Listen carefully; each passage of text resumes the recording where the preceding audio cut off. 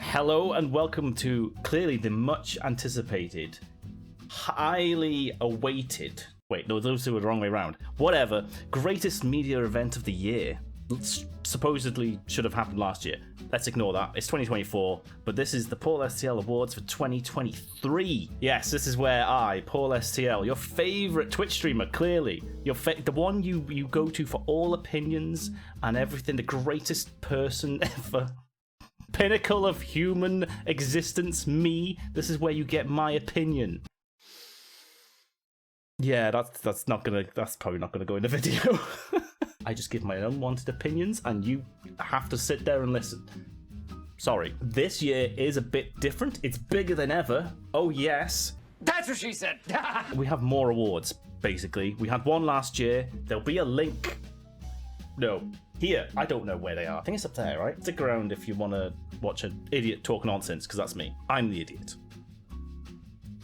Before I get to the game of the year, I need to explain the rules for my choosing of the best games for this year. This year we're having, I think, 6 awards. Hold on, 1, 2, 3, 4, 5. Yes, 6. 7. Nope, 7. I actually can't count even when it's right in front of me. And the rules for such have to be, they have to have been released in 2023 because it's the awards for 2023. I have to have played them. Doesn't have to be on stream, could have been off stream, although most games this year I played at least once on stream. Basically, if you see me stream it, it's a contender of one of these categories I've come up with off the top of my head. Award number 1. I'm calling the Mechanic Masterpiece, which is basically the best game mechanic in game, and that's the one that it doesn't have to be the actual the greatest technological achievement of the year in terms of a game mechanic, but it was probably one of my favorite game mechanics. And this year, the first year, it actually goes to 2 games, and the winners, plural, are the fusion mechanic in Cassette Beasts and the clues mechanic in Shadows of Doubt. The fusion mechanic in Cassette Beasts, if you've not played Cassette Beasts, it's basically a Pokemon-like game. You get monsters, you can capture them. I'm doing air quotes here because it's not quite the same, but you capture them. You've got friends, so it's double battles, usually all the time, sometimes even triple battles. But there are these beasts that you control, but the best part of that is fusing 2 beasts together, and you kind of combine their type, you combine all their moves, you combine the way they look. Think of Dragon Ball Z fusion mechanic in terms of Pokemon, and that's basically what you've got. The reason I loved it is because every single beast has the ability to be any of the types in game, and every single beast can merge with any other beast.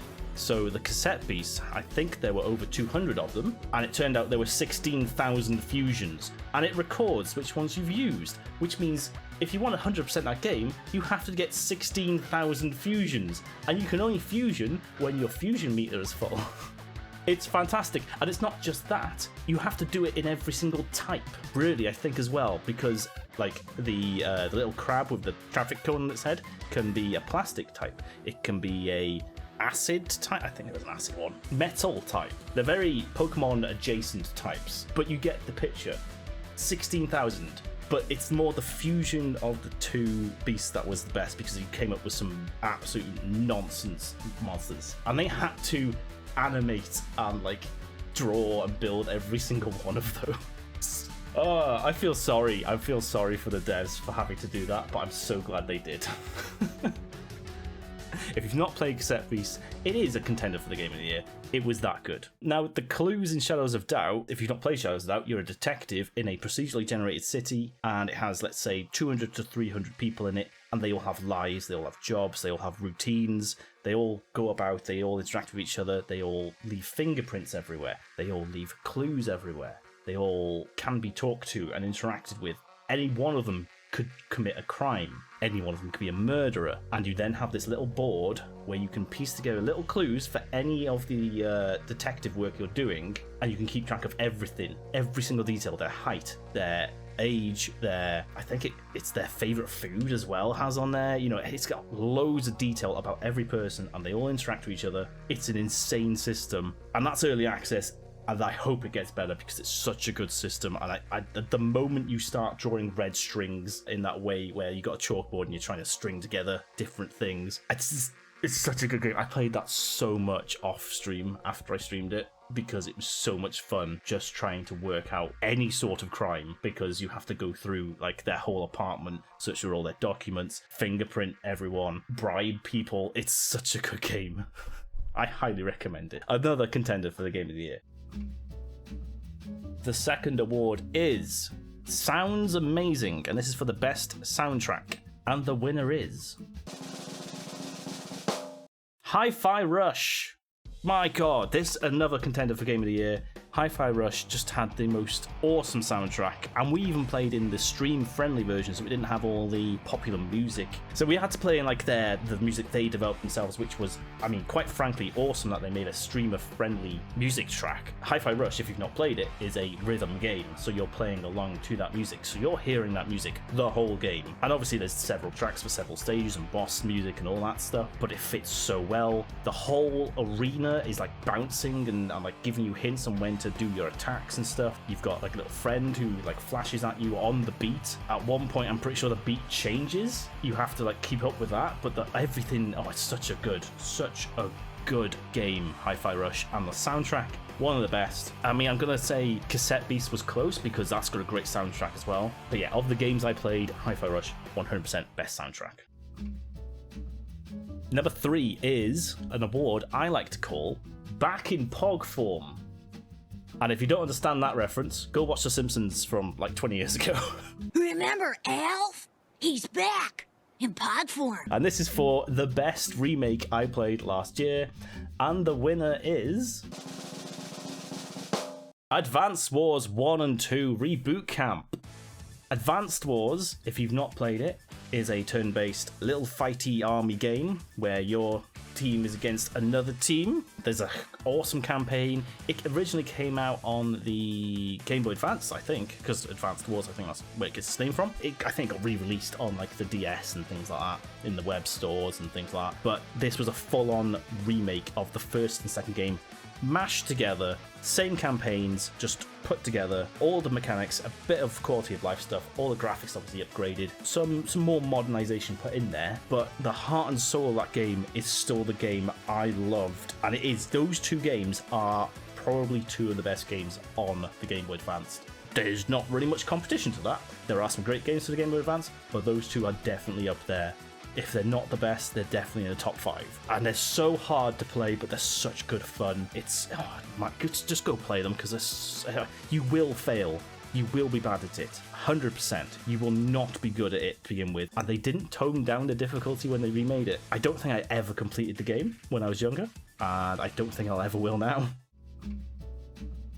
Next one is, it's the It's Getting There award. And this is for the best early access game I played this year. Now, I played quite a few early access games. I mentioned one earlier, Shadows of Doubt. Very good game. Very good game. But I chose, for this one, Sons of the Forest. And the reason I chose Sons of the Forest is because with Sam and Joe, we've had such a good time in it. And when it first came out, it was in such a good state. There were obviously some bugs, it's early access, you expect that, but they've regular updates, I think once every 2 weeks. They're clearly very active on the development, and it's such a fun game to just get in there with your friends and to cock about it. It's got a good story that's developing, it's got great mechanics. It took the first game and everything great from the first game, and it seems to develop more. It's changed a lot of things, but it's kept the soul of the first game. It's great fun early access game. Sons of the Forest, fantastic game. I can't really explain why it's so good. It's just fun to build stuff. It's terrifying when you're getting attacked by the monsters and whatnot. It's introduced a lot of nightmare fuel into my brain. What is that slinky thing? That's just how somehow, like, it was a cat dog sort of situation, but two-ended, that just sort of like slinkied over our wall at one point. You know, it's just things like that. It's great. It's great. This one is that the time? And this is for the game best spent while I've been zoned out. I don't know how to describe it. It's the game where you're just playing and then you look at the time and go, oh shit, that's been an hour or 10. Oops. Now, I play a lot of games that do this to me, and I tend to go through phases. Shadows of Doubt is actually one of those where I would just zone out and be the detective for hours and hours on end. And the only reason I chose this game for this is because looking at my playtime in Steam, this is the one I played the most this year, and it officially went 1.0 last month, so I couldn't include it in the early access stuff. And that is Against the Storm. I first picked this up, I think, in March, and we played a couple of times, and I played it a lot over the year. I took a break like in the summer when I was playing other games. I've recently picked it back up in November. It's been my game to just zone out in. It's a rogue-like sort of city building thing. You get sent to a location in the middle of a forest, which is like a condemned forest. You have a little clearing, you build a little city, then you've got to cut through the trees to other clearings and discover good and bad things that will affect that city. And you've got to do it before your queen gets impatient, because if she gets impatient, it's game over. But if you get enough victory points, you can say, hey, that settlement's done. It's set up, but there's a lot of curses on the map. There's a lot of things that you can only build certain buildings. It's not your typical city builder, sort of colony builder sort of thing where you have all the buildings. You roll the dice and unlock only for that game buildings. So you might say, hey, I really need a farm, but never get a farm. So you've just got to deal with that and go out and get more resources in other areas, because your people will leave or they'll die, or there's things that'll just like destroy buildings as you go into a dangerous glade and things like that. So strategy of like, well, if I open this glade, then during the storm season, because there's 3 seasons, and the storm season is the bad one, which makes everyone upset and everyone loses their resolve. If I open this now, it's going to make everyone much more annoyed, so I should open it in the drizzle season, which is kind of like the spring, let's say, and you should do it then. And but I don't have enough food to last until then. You've got to balance all this stuff. But you only have to do it for that settlement. Once that settlement's done, you then move and you explore further out. And then after about 3 or 4 settlements, the whole map gets wiped and you got to start again. But you unlock upgrades. You unlock buildings that you permanently have access to. You unlock new buildings that go into the randomization. Oh, it's such a good game that you just get lost in. And it's released on Xbox now, and they've done a great job to get that out in like 9 months. Fantastic. Best game that I've zoned out with this year. Now, this is going to be a fun one. This is the Well That Happened Award, and this is the most, as expected game of the year, I guess. It's kind of like, well, it didn't blow me away. It's kind of what I expected. And the winner is, any guesses on this one?